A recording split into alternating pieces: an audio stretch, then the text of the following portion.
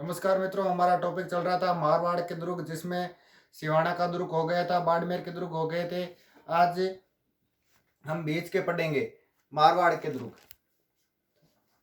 मारवाड़ के दुर्ग,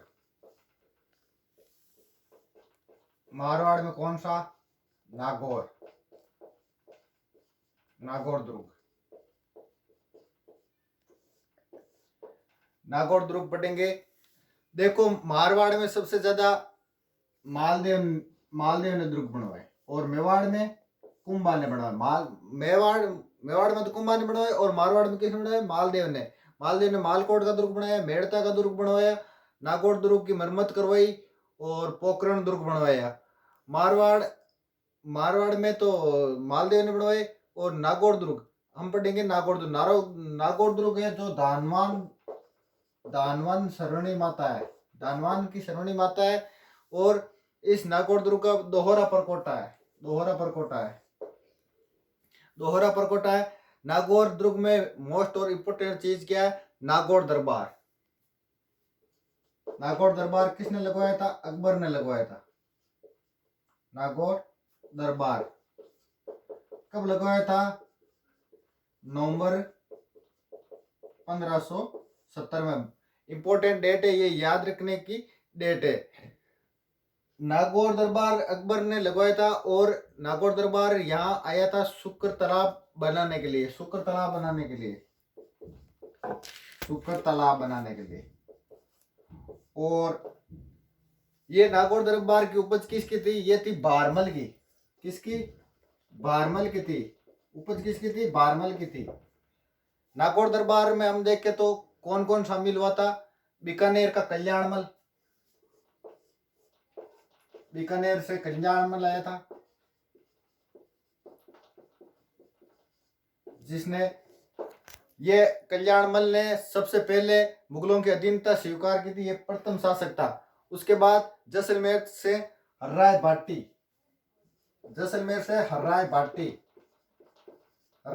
आया था। ये भी पहला शासक था जैसलमेर का जिसने मुगलों की अधीनता स्वीकार की थी। बूंदी से सुरजनहाड़ा आया था। बूंदी से कौन आया था? सुरजनहाड़ा। ये तो पहले अधीनता स्वीकार कर ली थी इसने। बूंदी का सुरजनहाड़ा आया था, इसने पहले अधीनता स्वीकार कर ली थी। मेवाड़ से तो कोई आया ही नहीं, मेवाड़ से कोई नहीं आया। और मारवाड़ की हम बात करें, मारवाड़ से चंद्रसेन आया था। जो मारवाड़ से नहीं आया था वो तो बदरादून से आया था। और जोधपुर से हम बात करें, जोधपुर से आया था मोटा राजा उदय सिंह। कौन आया था? मोटा राजा उदय सिंह। मोटा राजा इसकी उपाधि थी। मोटा राजा उदय सिंह आया था। ये नागौर दरबार इसलिए लगाया था कि ये देखने के लिए कि कौन कौन मेरे अधीन है। जो इसकी अधीनता नहीं स्वीकार करेगा उसको तो बाद में देखेंगे, पहले ये देखने आया था अकबर की कौन कौन अधीन है, उसको बाद में देखेंगे अगर नहीं है तो इन्होंने अधीनता स्वीकार कर ली थी। मेवाड़ से कोई नहीं आया था। बाद में अमर सिंह ने बाद में की थी, जहांगीर के समय अधीनता स्वीकार की थी। और मेवाड़ वालों ने कहा कि चेतक प्यासा मर जाएगा लेकिन मुगलों का पानी नहीं पिएगा। तो और जोधपुर से मोटा राजा उदय सिंह आया था। नागौर दुर्ग वैसे भित्ति चित्रों के लिए प्रसिद्ध है, भित्ति चित्रों के लिए नागौर दुर्ग प्रसिद्ध है। और क्या है? और अमर सिंह राठौड़ वही अमर सिंह राठौड़ मतिरे की राड़ वाला शाहजहां के साले के सलाबत खां की को दरबार में मारा था। किससे? कटार से। क्यों मारा था? उसको गंवार कहा था।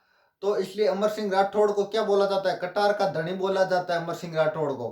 कटार का धनी किसको बोला जाता है? अमर सिंह राठौड़ को बोला जाता है। किसको मारा था? शाहजहां के साले को सलाबत खां को मारा था और कटार का धनी कहा जाता है। ठीक है। अब देखेंगे कि नागौर दुर्ग का निर्माण किसने करवाया था। नागौर दुर्ग का निर्माण करवाया था दोस्तों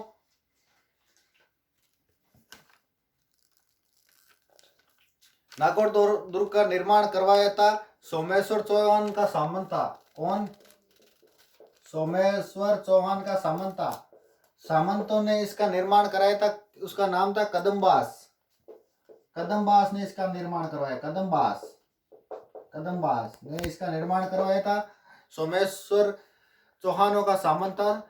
इसको कैमास भी बोला जाता है, कदमबास को कैमास भी बोला जाता है। कैमास भी कई की किताबों में इसका नाम मिलता है। 1154 में इसका निर्माण करवाया था। और अमर सिंह राठौड़ की 16 खंभों की नागौर दुर्ग में छतरी है। कितने खंभों की? 16 खंभों की नागौर में छतरी है। एक बार एग्जाम में क्वेश्चन पूछा था, राजस्थान का कौन सा व्यक्ति आगरा के किले में घोड़े सहित कूदा था? वो अमर सिंह राठौड़ ही था, घोड़े सहित कूदा था। घोड़े का नाम बादल था। उसके घोड़े का नाम क्या था? बादल। घोड़े सहित आगरा के किले में कूदा था, इसलिए इसकी नागौर किले में 16 खंभों की छतरी भी है। और सर्वाधिक निर्माण कब हुआ नागौर किले में? भक्त सिंह के समय।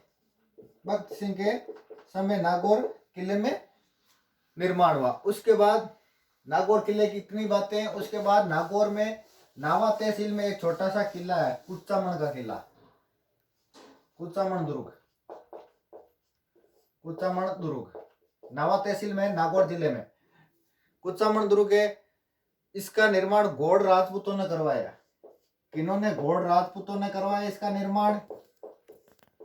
ये सामंतों के आता था। सामंत मतलब यानी ठाकुर, ठाकुरों का दिन आता था। ये मतलब मारवाड़ की रियासत में आते थे। यहाँ कोई राजा नहीं था, यहाँ सामंत था यानी ठाकुर था। तो ऐसा कहते हैं कि राजाओं के पास बहुत सारे दुर्ग हैं। हो सके रानियों के पास भी ऐसा दुर्ग हो, लेकिन ठुकराइनों के पास ऐसा दुर्ग नहीं है। इस दुर्ग को जहांगीर में जहांगीर किलों का सिरमौर कहा जाता है। इस दुर्ग को क्या कहा जाता है? जहांगीर किलों का सिरमौर कहा जाता है। किसको? कुचामन दुर्ग को जहांगीर किलों का सिरमौर कहा जाता है। और इसको क्या बोला जाता है? अणखेला। अणखेला किला भी बोला जाता है। अणखेला किला भी बोला जाता है। अणखेला दुर्ग भी इसको बोला जाता है। जहांगीर किलों का सिरमौर और अणखेला दुर्ग भी बोला जाता है। उसके बाद एक सिर्फ नाव मात्र का है, खींवसर। और सबको पता है खींवसर दुर्ग कहाँ है? नागौर में। ये सिर्फ नाव मात्र के ही है। छोटे छोटे दुर्ग है नागौर में, ज्यादा याद रखने का नहीं है। मालकोट, उसके बाद एक है मालकोट। मालकोट कहाँ है? मेड़ता। मेड़ता कहाँ है? नागौर में। और एक है औवा। औवा कहाँ है? औवा है पाली में। पाली में ये दुर्ग है औवा। इन औवा का माना जाता है कि चंपावतों ने इसका निर्माण कराया। चंपावतों के पास था ये। चंपावतों के पास था ये दुर्ग है। ये वही दुर्ग है जो 1857 की क्रांति के समय एरिनपुर छावनी के सैनिकों ने औवा के सामंत कुशाल सिंह चंपावत ने शरण दी थी, जिस कारण ये दुर्ग प्रसिद्ध हुआ। 1857 की क्रांति के समय पॉलिटिकल एजेंट मोक मैसन का सिर काट कर इसी दुर्ग पर लटकाया था। किसका? मोक मैसन का 1857 की क्रांति में सिर काट कर इसी दुर्ग पर लगाया था। और क्या? और सुगाली माता का मंदिर है। और क्या है? सुगाली माता का इस दुर्ग में मंदिर है। और एक दुर्ग है पोखरण में। पोखरण कहां पड़ता है? जैसलमेर। जैसलमेर में एक दुर्ग है। कौन सा? पोखरण। ये राय बाटी को किराए पर दिया था।